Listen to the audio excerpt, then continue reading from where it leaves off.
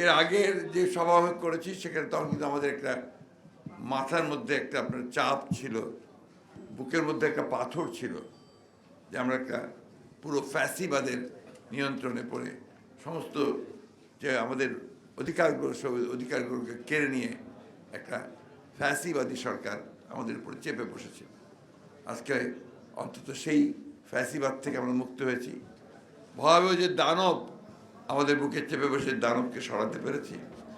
আমি ধন্যবাদ জানাতে চাই আমাদের ছাত্র জনতাকে, বীর ছাত্র জনতাকে, যারা এই বিপ্লবের মধ্য দিয়ে তারা এই পরিবর্তন নিয়ে আসতে সক্ষম হয়েছে। বিএনপি প্রায় 15 বছর ধরে 15 বছর ধরেই এই সংগ্রাম করছে। এই যে ফ্যাসিবাদ আওয়ামী লীগ, ফ্যাসিস্ট আওয়ামী লীগ তাকে সরাবার জন্য সংগ্রাম করেছে। আমাদের দলের অসংখ্য মানুষ প্রাণ দিয়েছেন, গুম হয়ে গেছেন, 60 লক্ষ মানুষের বিরুদ্ধে মিথ্যা মামলা হয়েছে।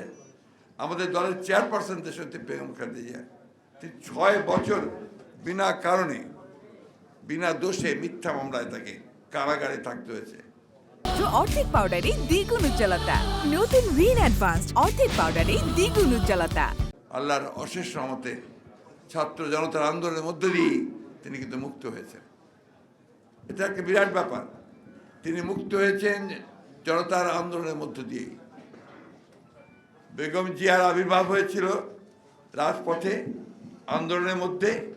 সেই বেগম জিয়া আজকে মুক্ত হয়েছেন সেই আন্দোলনের মধ্য দিয়ে, আন্দোলন করতে করতে। আজকে অনেক ত্যাগ তিতিক্ষার বিনিময়ে, অনেক মায়ের অশ্রু, অনেক ভাইদের আমাদের বুকে রক্তধারা, এই দিয়ে কিন্তু আমরা দ্বিতীয়বার স্বাধীনতা লাভ করেছি।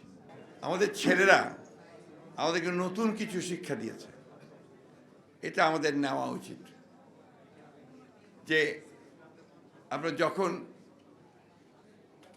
আন্দোলন বুকের রক্ত দিয়ে, আপনাদের নিশ্চয়ই মনে আছে সাইদের দৃশ্য, যে বন্দুকের সামনে, রাইফেলের সামনে হাত তুলে দাঁড়িয়ে আছে যে আরো করো, গুলি আরো করো। একটা গুলি আসছে, আবার আরেকজন এগিয়ে আসছে। 4 তারিখের 5 তারিখের কথা মনে করেন, যে সমুদ্রের ঢেউয়ের মতো মানুষ আসছে, এই ছাত্ররা আসছে। আমি বর্ণনা করতে পারবো, আমি খুব আবেগাপ্লুত হয়ে যাই। সে 1970 সালে 71 সালে দেখেছি, আর দেখলাম যারা মনে হলো এই আন্দোলন, এটা কি আপনার কখনোই ভোলার নয়। আমি অনুরোধ করব যে আমরা স্বাধীন হয়েছি ঠিকই, এখনও আমরা স্থিতিশীল হতে পারিনি, এখনও গণতন্ত্রকে আমরা ঠিক সেইভাবে প্রতিষ্ঠিত করতে পারিনি। এখন একটা অন্তর্বর্তীকালীন সরকার আছে, এই সরকারও কিন্তু আমাদের সকলকে সমর্থন দিতে শক্ত করে দাঁড় করে রাখতে হবে। যারা সরকার চালাচ্ছেন তারা রাজনীতিবোধ নন, তারা রাজনীতি করেন না। তারা একটা অল্প সময়ের জন্য এসে একটা এই রাষ্ট্র যা ধ্বংস হয়ে গিয়েছে সেটাকে একটু টেনে তোলার চেষ্টা করছেন।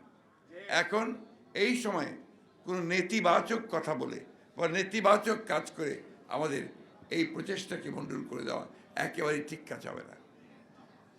আমরা দেখি, আমরা তাকে সহায়তা করি, ইনশাআল্লাহ অতীতের মতো এবার আমরা সফল হব।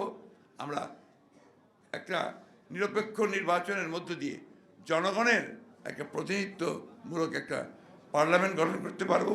ধৈর্য ধরে আমাদের দায়িত্ব হবে যে নতুন যে সূচনা হয়েছে, যে একটা নতুন অধ্যায়ের সূচনা হয়েছে, সেই নতুন অধ্যায়কে আমাদেরকে বরণ করে নিতে হবে। আর আজকে যারা এটাকে, এই বিজয়কে যারা ম্লান করে দেওয়ার জন্য বিভিন্ন অপকর্মের সময় জড়িত হয়েছেন, তারা কেউ দেশপ্রেমিক নন, তারা দেশদ্রোহী। তাদেরকে আপনাদের রুখে দিতে হবে, তাদেরকে আপনাদেরকে পরাজিত করতে হবে আরেকটি সংগ্রামের মধ্য দিয়ে। আমাদের এই ছেলেদের, আমাদের বুকের রক্তের মধ্য দিয়ে যে স্বাধীনতা আমরা পেয়েছি, সেই স্বাধীনতাকে আমরা বিনষ্ট হতে দিতে পারি না। এক ফ্যাসিবাদ গেছে, আরেক নয়া ফ্যাসিবাদ আমরা আমদানি করতে পারি না।